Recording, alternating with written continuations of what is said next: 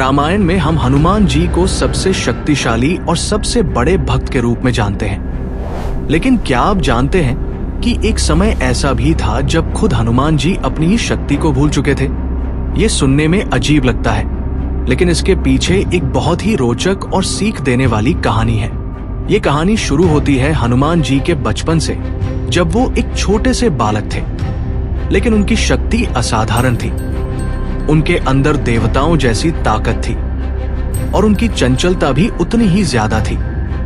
एक दिन सुबह सुबह उन्होंने आकाश में चमकते हुए सूर्य को देखा और अपनी मासूमियत में उसे एक मीठा फल समझ लिया। उन्होंने सोचा कि ये कोई साधारण फल नहीं, बल्कि एक बहुत ही स्वादिष्ट और चमकता हुआ फल है, जिसे उन्हें तुरंत खा लेना चाहिए। बस फिर क्या था, बिना कुछ सोचे समझे हनुमान जी आसमान की ओर उड़ पड़े। उनकी गति इतनी तेज थी कि हवा भी पीछे छूट गई और देखते ही देखते वो सूर्य के बहुत करीब पहुंच गए। देवताओं ने जब ये दृश्य देखा तो वो घबरा गए। अगर हनुमान जी ने सच में सूर्य को निगल लिया तो पूरी सृष्टि अंधकार में डूब जाएगी। इस स्थिति को रोकने के लिए इंद्रदेव ने एक बड़ा कदम उठाया। उन्होंने अपने वज्र से हनुमान जी पर प्रहार किया। वज्र लगते ही हनुमान जी बेहोश होकर नीचे गिर पड़े। ये देखकर उनके पिता पवन देव बहुत क्रोधित हो गए। उन्होंने गुस्से में पूरी सृष्टि की हवा रोक दी। चारों तरफ हाहाकार मच गया, जीव जंतु तड़पने लगे और देवता परेशान हो गए। तब सभी देवता मिलकर पवन देव को शांत करने के लिए आए। उन्होंने हनुमान जी को जीवन दिया और उन्हें अनेक प्रकार के वरदान दिए। इंद्रदेव ने कहा कि अब उनका वज्र उन्हें कभी नुकसान नहीं पहुंचाएगा। अग्निदेव ने वरदान दिया कि आग उन्हें जला नहीं सकती, और इस तरह हनुमान जी और भी अधिक शक्तिशाली बन गए। लेकिन जैसे जैसे हनुमान जी बड़े होने लगे, उनकी शरारतें भी बढ़ने लगी। वो ऋषियों के आश्रम में जाकर उन्हें परेशान करने लगे। कभी किसी का कमंडल छुपा देते तो कभी ध्यान करते समय बाधा डालते। शुरुआत में ऋषि उनकी इन हरकतों को नजरअंदाज करते रहे, क्योंकि वो एक बालक थे।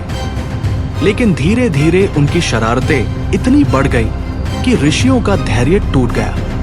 एक दिन उन्होंने क्रोधित होकर हनुमान जी को श्राप दे दिया। उन्होंने कहा कि तुम अपनी सारी शक्तियों को भूल जाओगे जब तक कोई तुम्हें याद नहीं दिलाएगा। इस श्राप का असर तुरंत दिखाई देने लगा। हनुमान जी धीरे धीरे अपनी शक्तियों को भूलने लगे।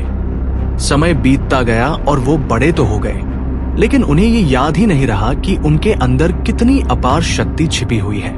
फिर रामायण का वो समय आया जब भगवान राम को सीता माता की खोज करनी थी।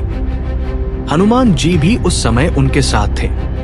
जब समुद्र पार करने की बात आई तो सभी वानर सोच में पड़ गए कि कौन ये कठिन काम कर सकता है। हनुमान जी भी वहां खड़े थे, लेकिन उन्हें अपनी शक्ति का कोई अंदाजा नहीं था।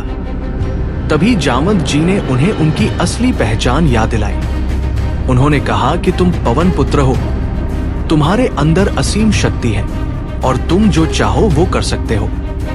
जैसे ही ये शब्द हनुमान जी के कानों में पड़े, उनके अंदर सोई हुई शक्ति जाग उठी। उनकी आंखों में आत्मविश्वास लौट आया और उन्होंने एक विशाल रूप धारण किया।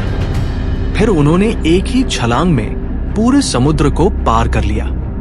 यही वो क्षण था जब हनुमान जी को अपनी असली शक्ति का एहसास हुआ और उन्होंने दुनिया को दिखा दिया कि जब किसी को अपनी ताकत का सही समय पर एहसास होता है तो वो असंभव को भी संभव बना सकता है। तो दोस्तों, ये कहानी हमें ये सिखाती है कि कभी कभी हमारे अंदर भी बहुत शक्ति होती है, लेकिन हमें उसका एहसास नहीं होता, और जब सही समय आता है तो वही शक्ति हमारी सबसे बड़ी ताकत बन जाती है। लेकिन दोस्तों, क्या आपने कभी सोचा है अगर हनुमान जी को ये श्राप नहीं मिला होता तो क्या होता? सोचिए, अगर उन्हें अपनी शक्ति हमेशा याद रहती तो शायद रामायण की कई घटनाएं अलग होती। शायद वो बचपन में ही अपनी शक्ति का गलत उपयोग कर बैठते, और यही कारण है कि ये श्राप वास्तव में एक वरदान था, जिसने हनुमान जी को सही समय पर सही दिशा में उनकी शक्ति का उपयोग करना सिखाया। और यही वजह है कि जब जामवंत जी ने उन्हें उनकी शक्ति याद दिलाई तो वो सिर्फ शक्तिशाली नहीं बने बल्कि एक सच्चे सेवक और भक्त भी बने।